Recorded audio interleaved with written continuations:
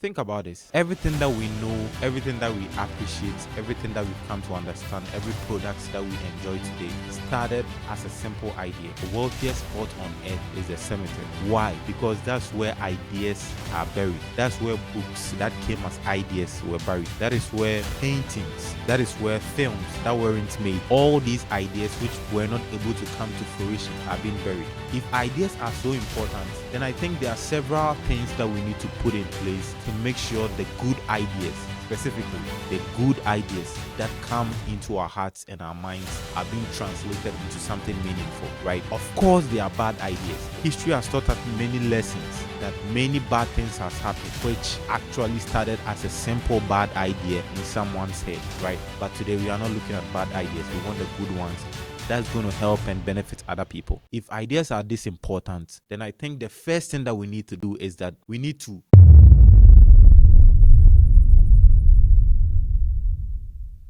over the course of history, we've come to understand that no man conquers alone. You need a strong team to always help you to do that which you are doing. That's why I have a very strong team here around me at Brink that will bring beautiful content to you every day. But here is one thing. We still need your support. We can't do it alone. That is why I want you to like, subscribe, and share our videos so that our content can reach other people for them to live a purposeful life. Thank you. You know, modern scientific research makes us understand that the average human being has approximately 6,500 thoughts or ideas every single day. And in fact, if you are to incorporate repetitive thoughts, this number has a tendency to rise up to 70,000 thoughts or ideas per day. Think about this. Everything that we know, everything that we appreciate, everything that we've come to understand, every product that we enjoy today started as a simple idea. Think about it. This microphone, it began as a simple idea.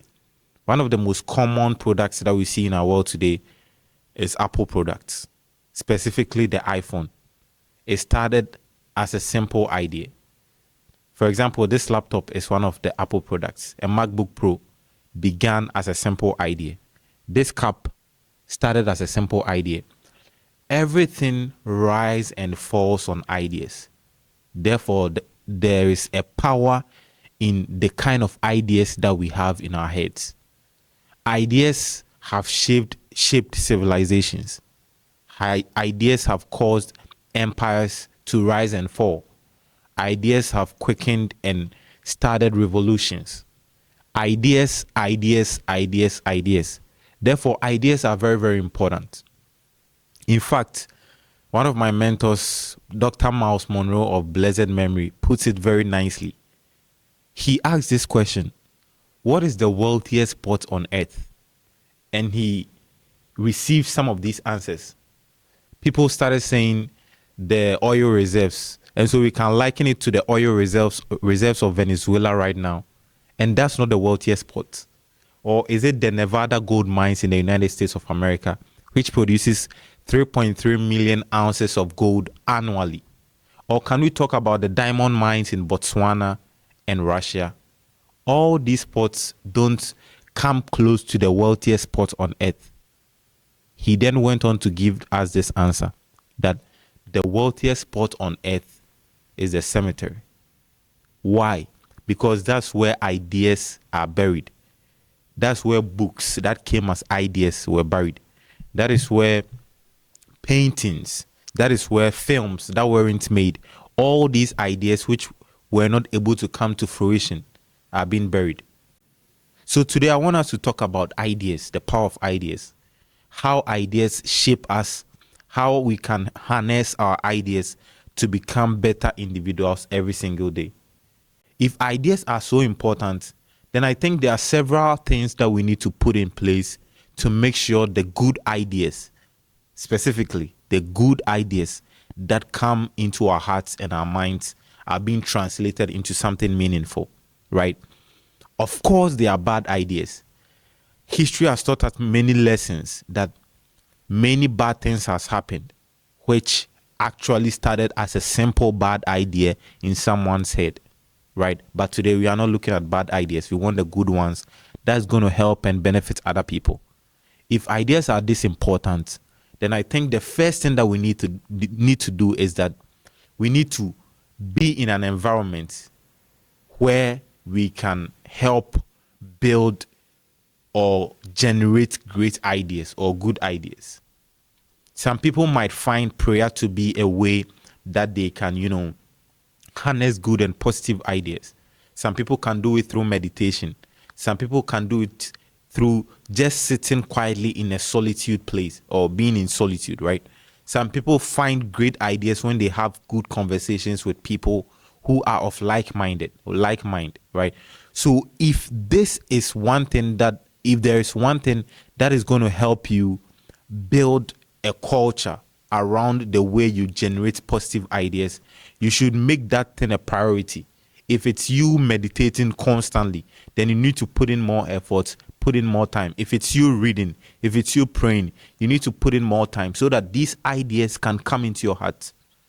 The thing is that we all have the capacity, we all have the ability, but most times the ideas that come into our hearts are being aborted.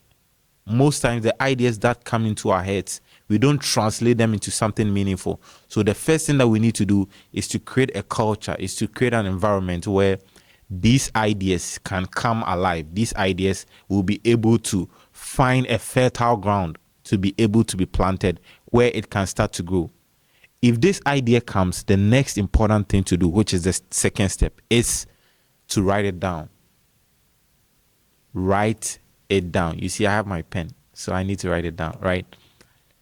Writing it down is so crucial. Why? In order to escape forgetfulness. As human beings, it might be very easy for you to think you'll never forget, but trust me, you've forgotten many thoughts before you even came to think about it, right? There are a lot of thoughts that have translated or passed through the gate of your mind that you said you do it or you try to do it because of procrastination. You procrastinated and you shifted it to another time, and by the time you realize, you've forgotten it. What then do you need to do? Whenever you capture an idea, you need to make sure you trap that idea on a sheet of paper, in a book, in your diary, on your phone, in your notes. Make sure this idea is captured well so that you can give it gravity to stay on this earth. You can handcuff the idea so that the idea doesn't move away from you, because it's yours and yours forever. People can do whatever they want with you. People can insult you. People can try to do bad things against you. But the ideas, the brilliant ideas that you have, no one can take it away from you, right? Think about someone like Nelson Mandela. He had this beautiful idea to liberate his people.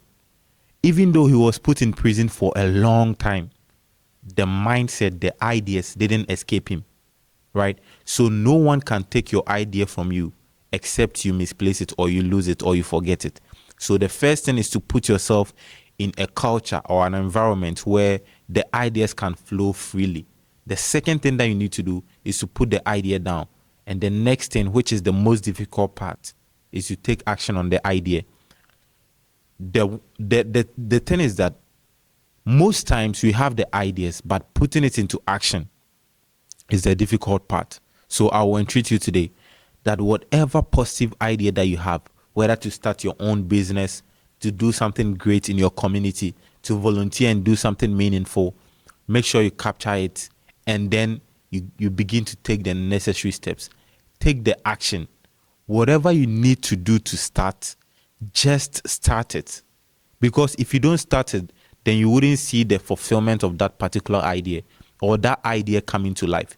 Imagine the person who started this microphone. When the idea came, he didn't actually put it to plan. He didn't actually work on it for the idea to, come into life, right?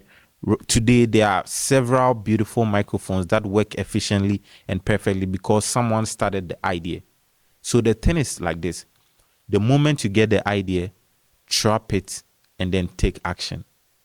Be in a culture or an environment where the idea is generated. Second step, make sure you trap the idea in a book or wherever you need to put it. And the next thing that you need to do is take action.